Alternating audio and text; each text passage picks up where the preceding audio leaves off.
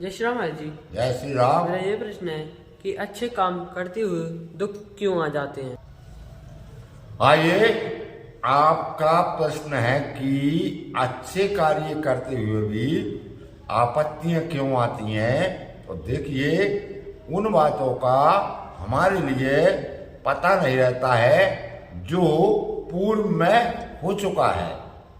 तो देखिए, बताया गया है कि तुलसी हाय गरीब की कबहू न निष्फल जाय, मरे खाल की चाम से लोहा बचम हो जाए।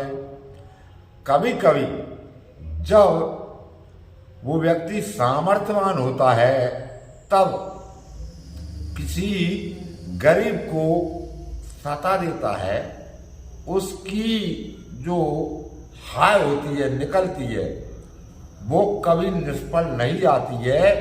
तभी अच्छे कार्य करते करते में उसकी हाय आने लगती है। जैसे भीष्म के आगे शिखंडी आ गए थे, जैसे दशरथ जी के बाण द्वारा श्रवण कुमार का वध हुआ और भगवान राम को वनवास जाना पड़ा। तो भगवान राम ने तो किसी का कभी गलती भी नहीं किया था, लेकिन पिताजी के बाण द्वारा श्रवण का वध हुआ और भगवान को वनवास हुआ। तो ये क्या था, पहले की जो उसकी हाय निकली थी, उसके माता पिता के मुख से हाय, तो वो उनके पुत्र को मृतक देखकर उन्होंने बोल दिया था कि इस तरह से हमारी गति हो रही है, वो आपको भी महसूस हो।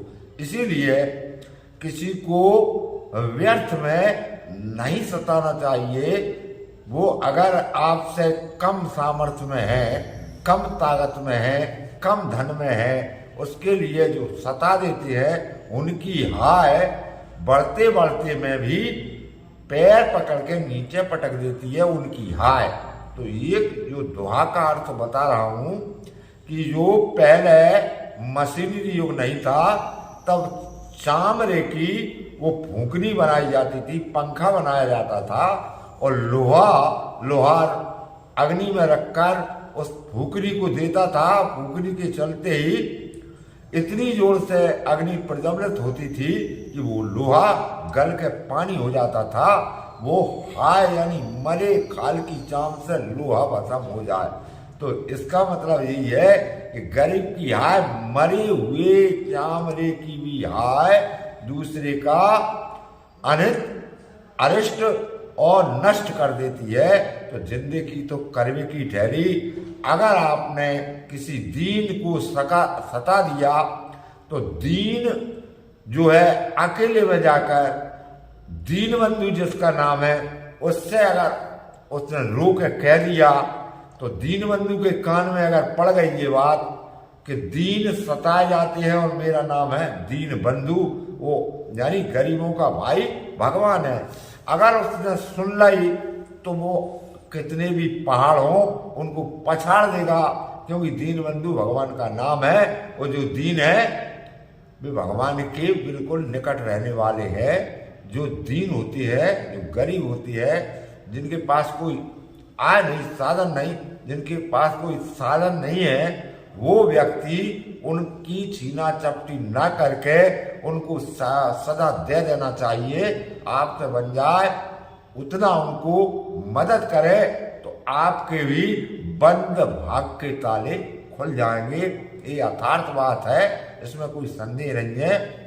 भगवान को कुछ नहीं चाहिए, भगवान की यही पूजा है कि आप सभी जीवों पर दया बरतें, हिंसा न करें और निर्बल को न सताएं और अनाथन के नाथ बन जाए।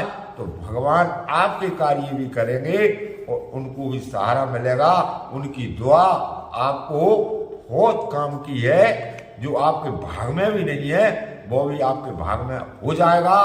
जो गरीबों की, मरीजों की, अतिथियों की, माता पिता की, गुरुजनों की सेवा करते हैं, उनसे दुआ लेते हैं, उनसे हाय निराश नहीं लेते, वो सदा फलते फूलते हैं। उनके पास कुछ भी ना हो तो भी वो संपन्न हो जाते हैं। प्रश्न करने के लिए आपको बहुत बहुत धन्यवाद।